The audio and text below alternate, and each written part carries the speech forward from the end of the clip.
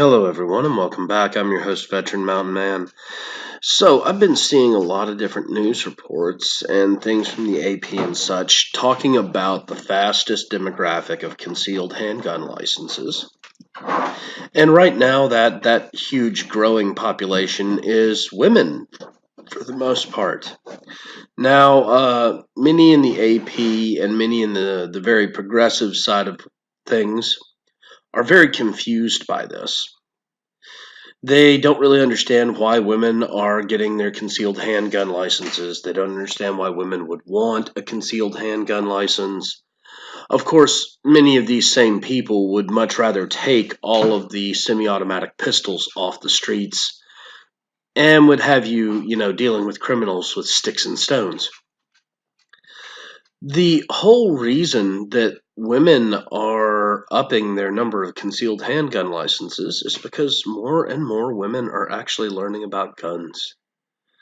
See, right after the silent generation had their baby boom, many of the baby boomers rejected a lot of standard American culture, including this idea that you should be able to shoot, defend yourself, and stand on your own 2 feet.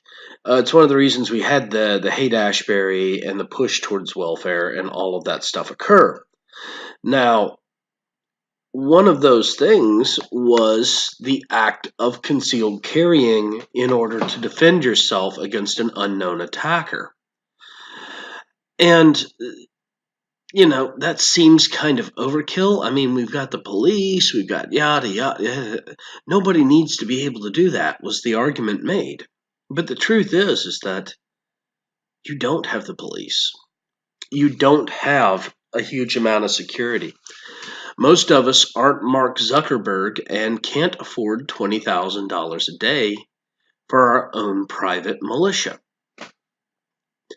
And so when it really comes down to it, especially for like the middle class and the low incomes, to defend yourself from criminals, you basically need to carry your own gun. And even to this day, many Hollywood stars still carry their own gun as well. Even if you can afford security, it only makes sense. What happens if your security gets incapacitated?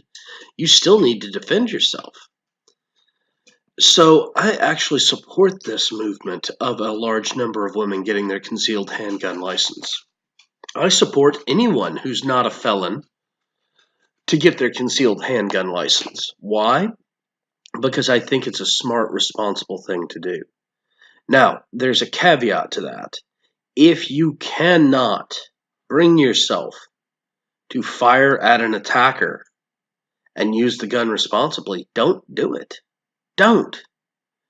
Because that's where you're going to get yourself into issues. But if you can bring yourself to defend yourself with force, and you think it's right and moral and just to be able to shoot someone who's trying to harm or kill you, then go get your concealed handgun license. Carry. Do it responsibly. Make sure you get the right equipment. Make sure you learn how to use it correctly. I don't have a problem with this. I would much rather have these women armed and have them not worry about being raped or murdered or kidnapped than I would having them feel fearful of their life. Well, I want to thank you all again for joining me. Please don't forget to like and subscribe, or thumbs up and subscribe if you're on BitChute. Also, don't forget to visit me on my other social media sites down below. And I want to remind you, there is paid content that is only available through Minds, Gab, Maker Support, and Patreon. You can only get my paid content if you go to one of those sites and become one of my backers. Or at Minds, you'll have to wire me the digital currency that they use on Minds in order to access my paid content. And that stuff allows me to publish and push more in the way of content. So if you come over and do that, you'll help support this channel and you'll help me make better content for you and everybody else. Thank you all, and have yourselves a great day.